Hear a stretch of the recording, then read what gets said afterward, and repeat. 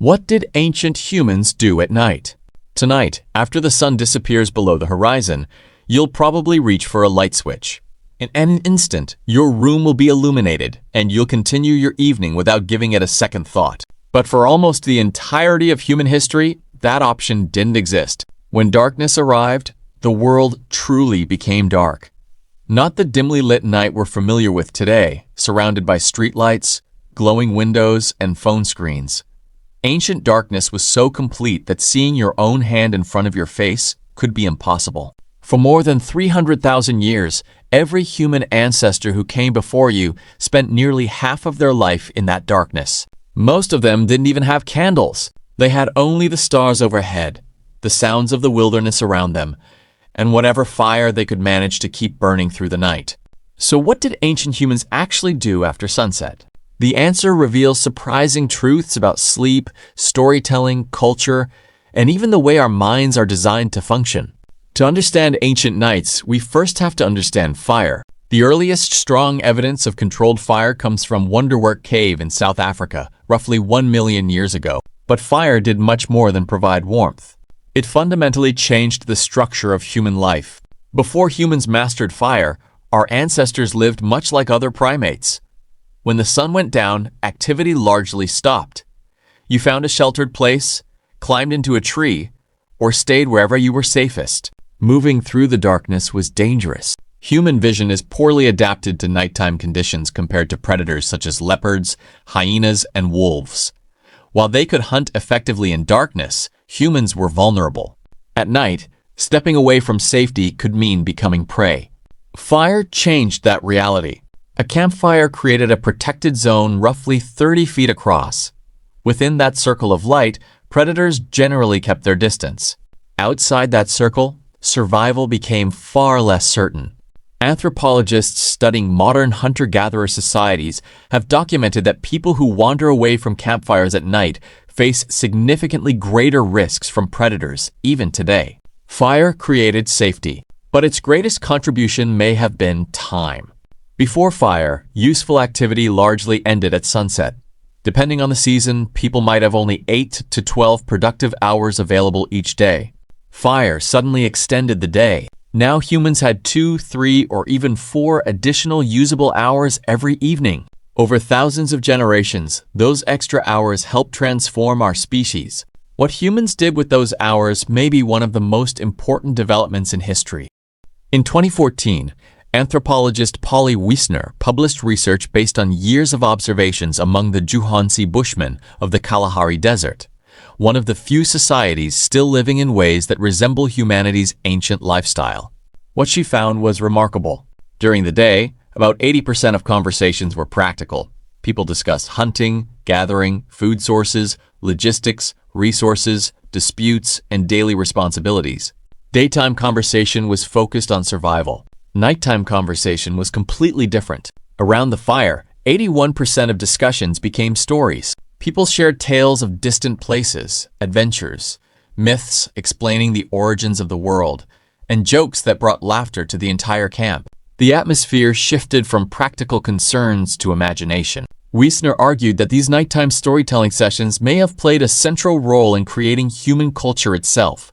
The campfire became humanity's first theater, its first classroom, its first church. Around those flames, people learned to think beyond immediate survival.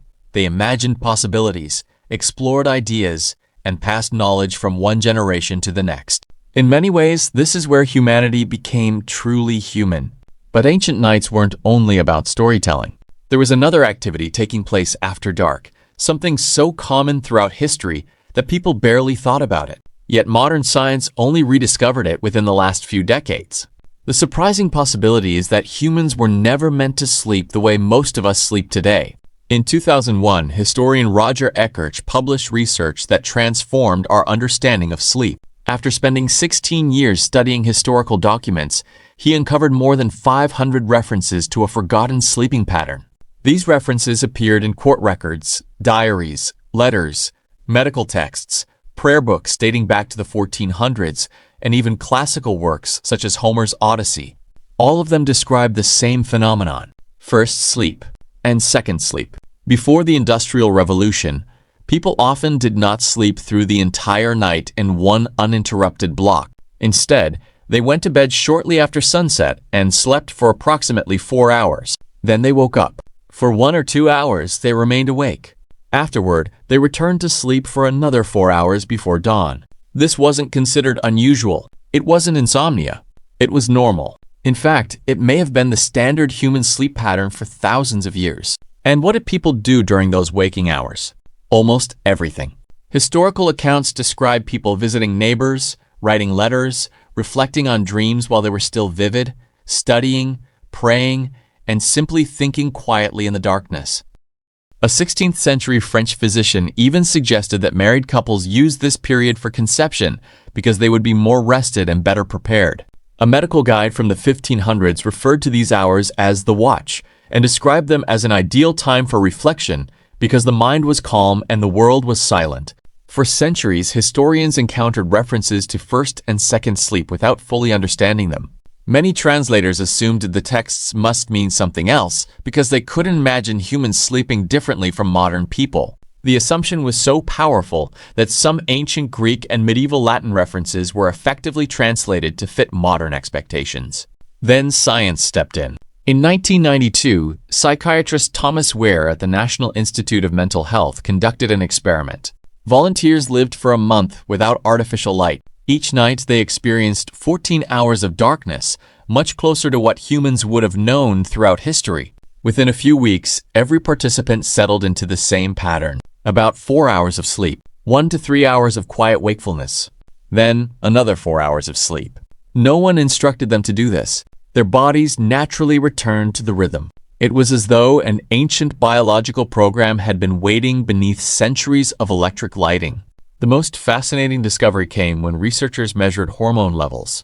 During the wakeful period, participants entered a unique state, unlikely ordinary waking consciousness. Their bodies produced elevated levels of prolactin, a hormone associated with deep relaxation and calmness. Many participants described feeling peaceful, reflective, and almost meditative. This wasn't simply a break in sleep.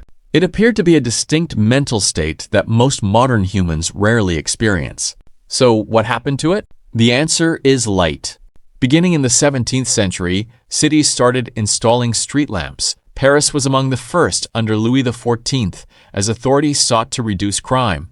London soon followed. Gradually, darkness became less intimidating. Then came cheaper candles, then gas lighting during the 19th century.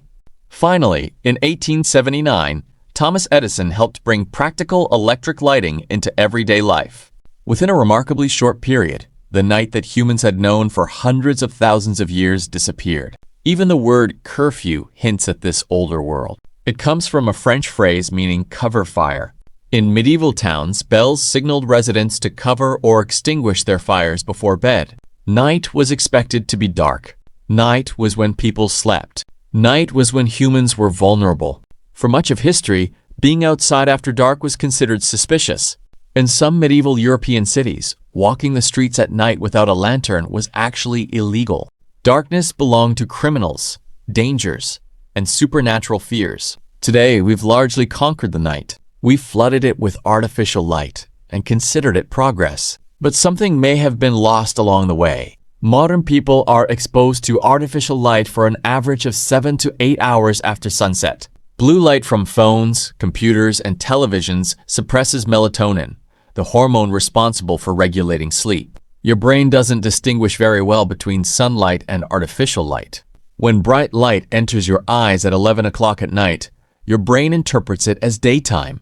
Melatonin production is delayed. Sleep becomes fragmented. Circadian rhythms become disrupted. Researchers have found that spending just 1 week camping without artificial light can shift melatonin cycles by nearly 2 hours. The body begins producing sleep hormones closer to sunset, just as it likely did for countless generations.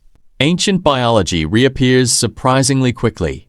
And perhaps the most thought-provoking possibility is this. What if some forms of insomnia are not always signs that the body is broken? What if occasionally waking up at 2 in the morning isn't necessarily a malfunction? What if, in some cases, it's an echo of an ancient sleep pattern that humans followed for thousands of years?